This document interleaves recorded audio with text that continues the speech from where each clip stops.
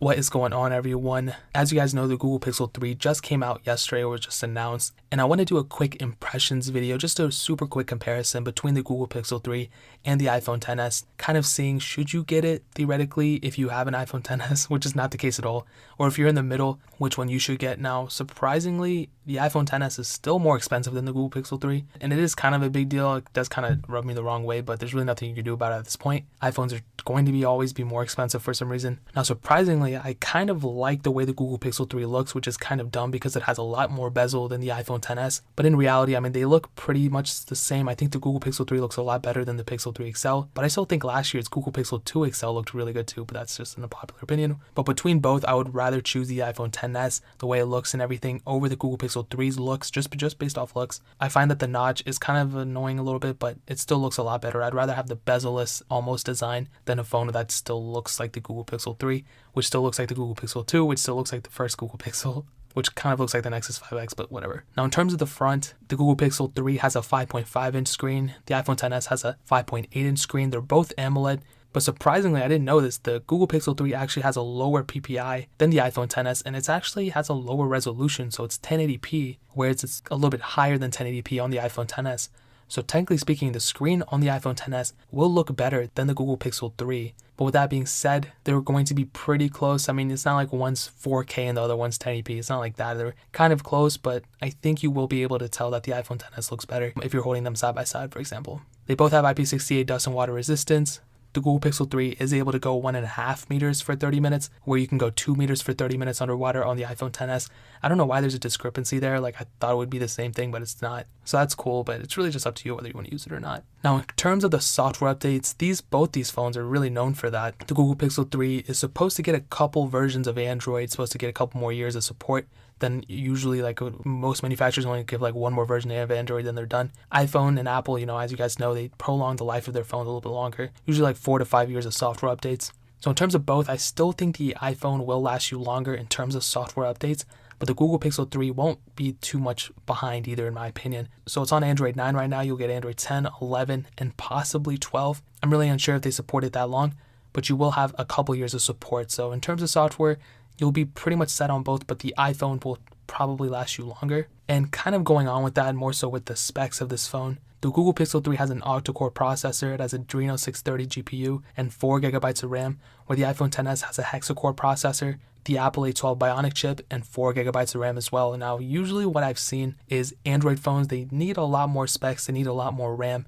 in order to kind of run the same speed as an iOS device. Like, iPhones really don't need the latest and greatest specs in order to perform at their high level. Now, I want to take a step back. If you guys remember the iPhone 6S, that phone only had like 2 gigabytes of RAM, but I was comparing that phone with like the Galaxy S7 that had like 3 gigabytes of RAM, or whatever Galaxy phone that was, and I noticed that the performance was almost better on the iPhone 6S than it was on the Android devices with 3 gigabytes of RAM. So 4 gigabytes of RAM is not slow on an Android device. Performance on the Google Pixel 3 will be amazing, but I think that the iPhone XS might be faster. Of course, I would need to get the phone and test it thoroughly, but I think from my assumptions in this impressions video, I'll probably assume that the Google Pixel 3 or the iPhone XS will be faster than the Google Pixel 3.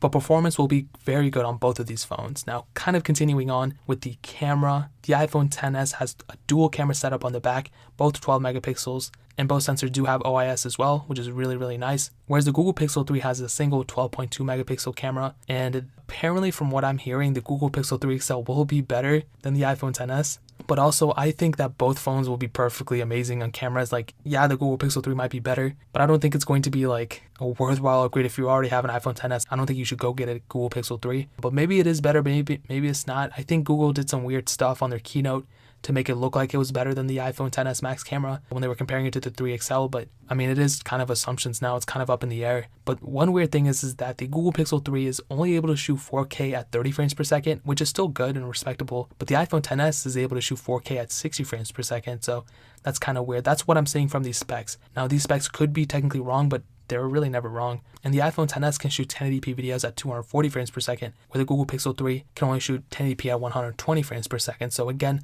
a little bit of difference there. Not too sure what's going on there. I don't know why they didn't up in it, but it is what it is. If the quality's better, I guess that's it. But for a brand new phone that Google's just making, they should really do 60 frames per second at 4K. Don't know why they didn't do it like that. I think Samsung already has it up there, but Even the Google Pixel 3 XL doesn't have it. Just kind of weird because they praise the camera all the time, but it does kind of slack here. But they look like they put a lot of effort on the front camera. You have two 8 megapixel cameras at the front of the Google Pixel 3 and only one 7 megapixel sensor on the iPhone XS. And I actually like the Google Pixel 3 setup. You know, they have the wide angle lens, so if you're taking a selfie or something, you're going to be able to get more of a photo in the Google Pixel 3 versus on the iPhone XS. So definitely an advantage there, but you are able to shoot 1080p at 60 frames per second on the iPhone XS front camera, where you're not able to do that on the Google Pixel 3. So again, it is what it is, but I still think the Google Pixel 3's front camera is better than the iPhone XS just because of the wide angle lens. But again, I will have to get the Google Pixel 3 in-house in order to further test and all that stuff. But one weird thing is though, the Google Pixel 3, I did not know this, has a bigger battery than the iPhone XS, and I would imagine that battery life will still be pretty much even on both. I don't think the Google Pixel 3 is going to have a much better battery life than the iPhone XS. Now, it could be better, but I don't think it's going to be like 3 hours more. The Google Pixel 3 has a 2,915 mAh battery. The iPhone XS has a 2,658 mAh battery, and in my past experience and everything, I've realized that iOS doesn't really need a huge battery to last longer or anything like that. Standby time is really good on iPhones, but I've realized recently that Androids also have pretty decent standby time on their newer devices, like the Google Pixels, for example. Their standby time isn't horrible either. So it will be kind of interesting to see, but I don't think one's going to be much better than the other. I think it's going to be pretty close, maybe like 45 an hour max difference between these two, which is still a lot, but I think it's going to come down more so software on both these phones than actual like the size of the battery. But again, I'll have to get the phone in the house in order to test that thoroughly. But another huge advantage with the Pixel 3 is that you do get a fingerprint sensor on the back, where you're kind of relying on Face ID with the XS. But again, that's kind of more preference. I mean, I'm kind of used to Face ID now, so it's not a big deal. But yeah, guys, that is it. I'm not going to make an opinion now. I'm not going to say which one you should get. But I will say definitely wait until more reviews come out, once I get mine, once other people get theirs, and more people make reviews about it. So if you're in the middle, if you have a Pixel 2 or Pixel 2 XL, I would say just keep it. Honestly, there's no reason to upgrade. And if you have an iPhone XS, obviously keep it. But this is kind of a little bit more impressions, but that is pretty much it. If you guys have any questions or anything like that, leave it down in the comment section below. Hit that like button, that'll mean so much, but definitely hit that subscribe button. Every single subscriber we get really does count, so it means so much if you guys could hit that.